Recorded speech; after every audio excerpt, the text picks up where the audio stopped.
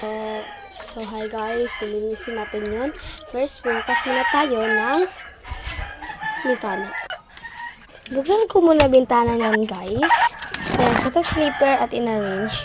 Nag-arrange na ako ng kama namin. Yan. Pinilinis ko lang yung bedsheet namin.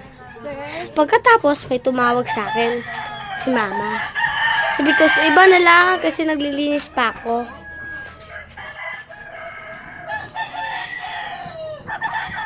Yan. Noon, in-arrange ko na naman yung unan. Yan. In-arrange ko lang yung tiniber. Then, titupi ko yung kumot ni mama. Yan.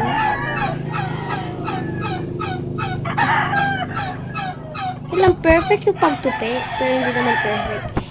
Pero okay lang yun. Yan. Pinagpagan ko lang yung kama. Then, tinupi ko na yung kumot dyan. Hindi lang nakita sa video pagtupi ng kumot ko kasi naglilinis lang. Then, in-arrange ko lang yung mga towel namin. Yan. In-stop ko lang siya. Nakita ko na. Then, in-arrange ko lang yung mga gamit sa baba kasi magwawalis ako. Yan. In-arrange ko lang sila lahat.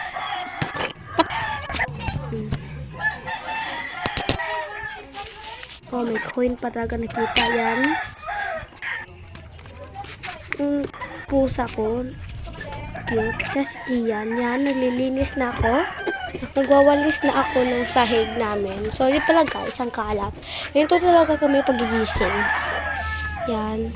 Nagwawalis ko lang siya. Oh, may. Yan. Si mama ang ingay dyan. So, nahanap ko yung dustpan. Yan, nakita ko na.